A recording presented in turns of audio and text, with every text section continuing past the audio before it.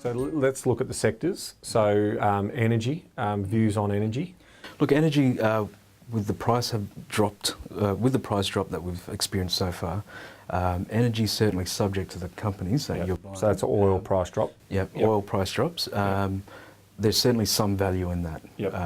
So again, not all companies are built the same or made the same, but there's certainly some value in some of the larger and stronger oil companies or energy companies. So that's a one to watch for you? That's right. Right. What about mining? Mining, similar, in a similar vein. Given the price drops, I think that a lot of that has already been factored in.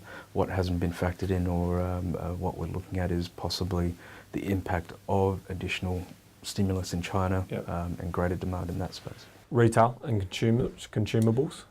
Retail domestically, I think that we're in a position where, with interest rates being low for probably the last close to 2 years now, with oil prices coming off, that should add to our consumer spending domestically. So I guess I would probably favour consumer spending or consumer discretionary items. So domestically, we're probably looking at more cyclical stocks as opposed to the defensives.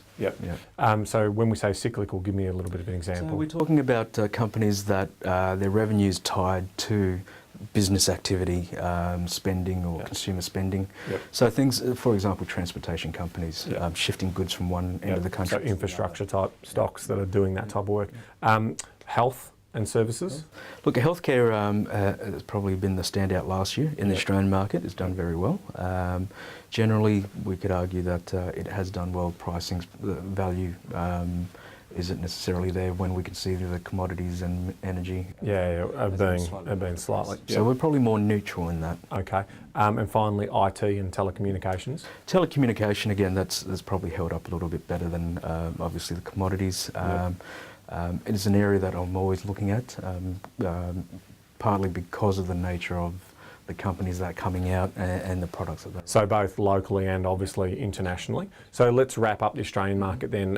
How do you see that moving on the whole in terms of the indexes? Look, the Australian market at this moment, I would say that we're entering the year at around about 5,400.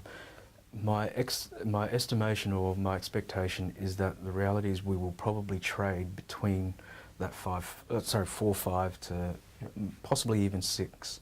So some downside, but a little bit upside. So a bit lumpy. This year more than most, it's going to be very lumpy. In part because we have so many factors, geopolitical, unemployment. Slowing economy, mining sector, capex expenditure coming off. So both domestically and globally, I think that it will be a more volatile year, partly because of all the geopolitical positioning that we have with oil, quantitative easing across the globe, and stimulus decisions around China.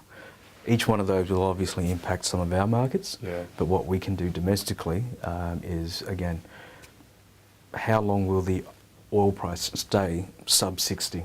The longer, the better for our consumers, the better for our consumption. Okay, so let's wrap it up.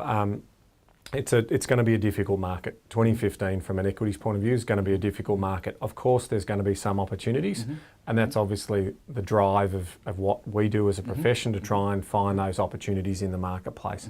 So that's a really important message. And for those of you watching this video, the message is it's probably more so than ever the best time to get advice from professionals like Michael, who actually have inside knowledge and have the time to do the research to find those opportunities, as opposed to the rising tide lifting all ships type strategy.